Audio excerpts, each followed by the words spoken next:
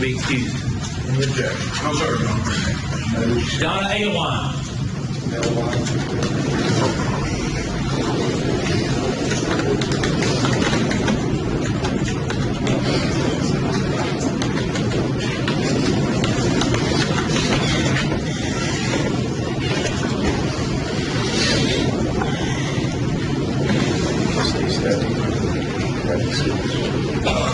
You can remain standing and raise your right hand, please, ma'am.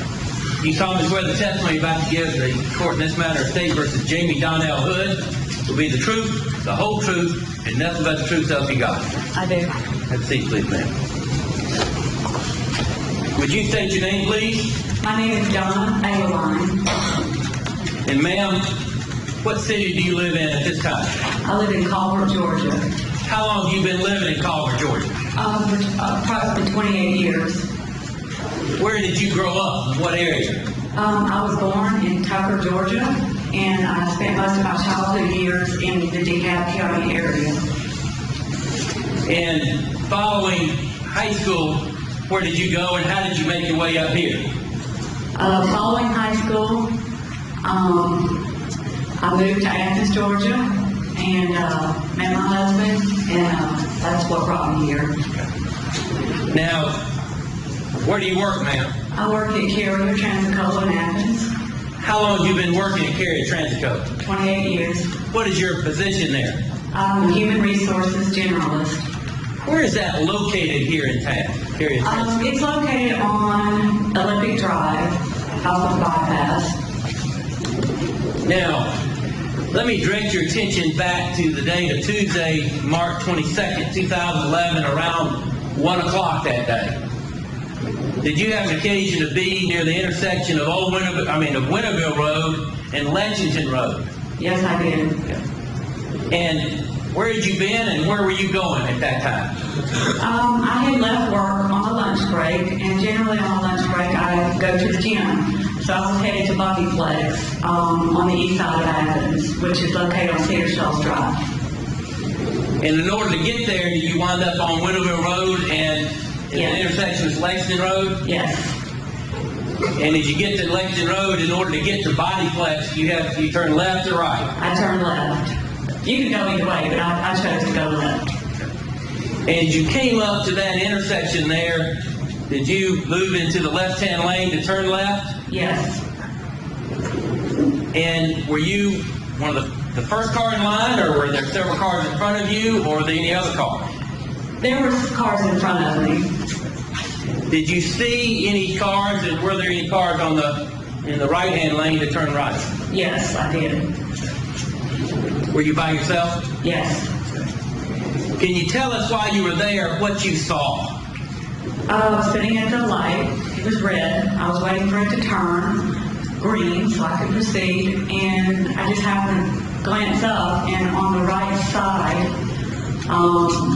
I see this car sitting and the trunk pops open, and I see this gentleman tied up, crawling out of the trunk, and then he proceeds to hop to my lane, and the car on the left-hand lane, he reaches for the door and jumps in. And when he proceeds to get out of the trunk, was he able to get that without hitting the ground at all, or could you tell? No, he hit the ground. He was getting himself up, off the ground, hopping along because he was still tied up. The car that he got out of, what did you notice about that? Where did it go? It drove off. After he escaped from the trunk, the car, shortly thereafter, the car drove off, turned right. And the man that got out of the trunk and was hopping, did you see him get into another car? I certainly did. I saw him get inside another car. Was that car in front of you or behind you? It was in front. And did you wind up going on and leaving at that time to go work out, go to the gym? Yes. The light changed and I proceeded to go to lunch to the Bodyflex. Thank you, ma'am. cross-examine.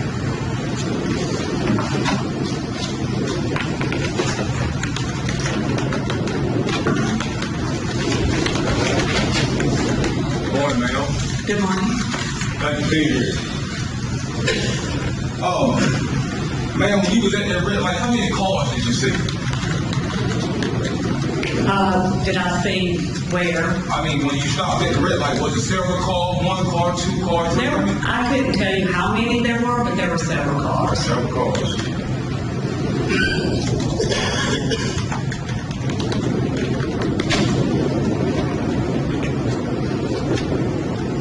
Did you see more than two cars at that red light?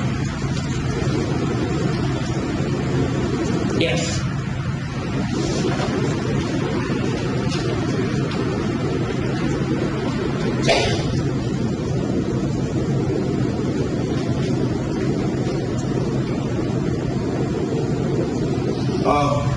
You had an interview with a Detective Ivy about this incident, correct, ma'am? Yes. Okay. Do you recall telling Detective Ivy doing an interview anything about a blue car that you saw? Yes, I believe there was a blue car in front of the car that the hostage was in. But you didn't see a blue car here? I believe so. Okay. No further questions. Oh, I'm sorry. Did you see anybody? Did you recognize any faces? No, I didn't know anybody. Okay, thank you, ma'am. Where you at? No, Your Honor. May she be excused? You did that. No, sir, no. You're excused. Call the next witness. Clay Helms.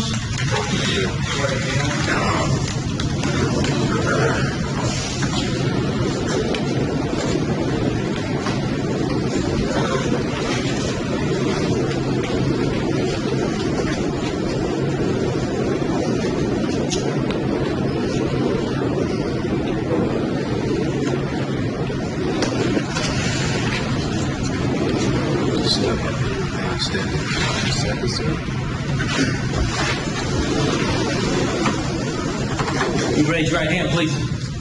You solemnly swear the testimony you're about to give the court in this matter, State versus Jamie Donnell Hood, will be the truth, the whole truth, and nothing but the truth to help you God. I do. Have a seat, please, sir. Would you state your name for the jury, sir? Michael Clayton Helms. And what city do you live now, sir? I live in Coleman And how long have you been living in Cumberland? since 2005. Now, can you tell us where did you grow up, sir? I grew up in a little town in South Alabama called Elmer. What kind of work do you do now? I'm an electrician. And do you have a particular company, or is it one you work for, or is it a company you have? I have Sunvolt Electric. How long have you been in business, sir? 2004. And prior to becoming an electrician, what kind of work did you do? I was an archaeologist.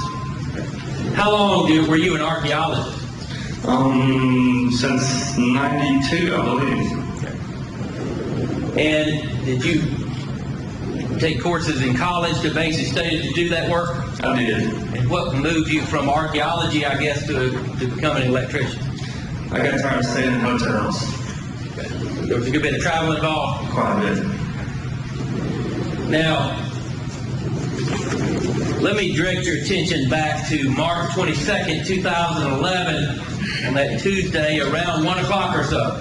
Did you have an occasion to be at the intersection of Winterville Road and Lexington Road there at the Carmike Theater? I was there.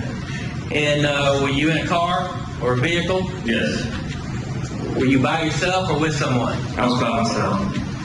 And can you tell us what brought you to that intersection? What had you done before and where were you headed? I was coming from home and I was headed to Lowe's. The Lowe's on the east side off Lexington Road? Yes. And your home, in coming that way, did that take you onto Winterville Road? It did. And at the intersection with Lexington Road to where you could turn left to go toward Lowe's? That's correct. As you got to that intersection, if you will, did you move into the kind of a left-hand lane to turn left? Yes, that was the lane I was in. And at that time, were you the first car in line, or were there other cars ahead of you, or do you recall? There were other cars ahead of me. Did you see any cars on the right at the time you pulled up or Yes. after you pulled up? There were cars on the right. Can you tell us basically as you were there, what you wind up observing and seeing at that time? I saw the trunk pop open on the car that was at the first car at the light on the right side, in the right turning lane. And so hopped out of the trunk. His hands were bound, and seems like his pants were down. His ankles may have been bound as well, but his pants were down on his ankles. And he hopped out of the truck and was in an intersection walking. And when he hopped out of the trunk, was he able to just land on his feet, or how did he land on the ground? As I recollect, he was on his feet. Okay. And when you say when he moved, you noticed that his feet appeared to be bound in some way? Yeah, he was taking very short steps. Okay. And what did you observe at that time? He got out of the trunk, he moved towards, I think, probably the closest car to him, and as if he was going to get in that car, and he didn't. For whatever reason, he turned and left that vehicle and went to another vehicle. I believe that was on the right also. Did he wind up getting inside that car? He did. Can you describe the individual that came out of the trunk? What did he look like? He was a black fella, probably maybe my height, around 5'10", 5'11", probably approaching 300 pounds, between 250, 300, bigger fella. And after he got in that car, where did that car go? That car was still at the intersection when I pulled off, but it was over, there's a tire store just to the right of that intersection, and I remember it being kind of on the edge of that parking lot at the tire store. The car that the fella got out of, where did it go? It pulled off and went to the right. Thank you, sir.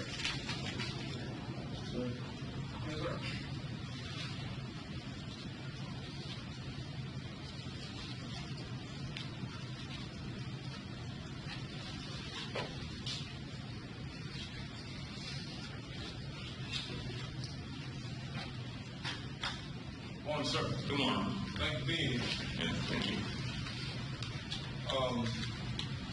Mr. Ham, you did a live interview with Detective Ivy and Rebecca Shaw. Is that correct, sir? That's correct. During that interview, I noticed you told them that it was the car behind the Cadillac. Okay? I noticed you told them that it was a blue car behind the Cadillac. Is that correct? Yes, the car that he headed to the first time. The car that he did not get into. Okay. So what I want to focus on, so are you telling me that you saw a blue car behind that Cadillac? I believe my words were, it may have been a blue car. And it very well might have been. Okay, so it was right there directly behind that Cadillac. Is that correct? I'm not completely sure, but it very well may have been. Okay, you said It he was got out very of the close. trunk. Mm-hmm. I'm sorry. I'm sorry, sir. I'm sorry. So you saying when he got out of the trunk, you said he ran directly to a car and turned right? Yes, he went to the car as if he wanted to get in the car and then was not able to get in the car. He didn't get in that car right behind you. No. And from what you told him, there was a blue car. Is that correct? I told him I thought it may have been a blue car. No further questions, sir. Thank you. Where you at?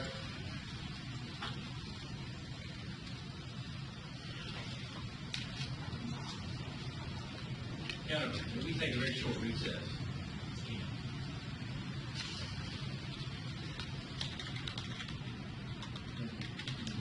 There were some witnesses on the way. I think things went a little bit quicker today than expected, but we told them to wait to be here. So we need to make sure we know who's out there. I don't think they arrived from the police department, at this time. So we take a very short recess. All right, so you're good. Thank you. Yeah, this was a excuse, Judge. Well, that would be another question. Okay, we can deal with Judge, it. you're excusing this? No, sir. No, that's your excuse.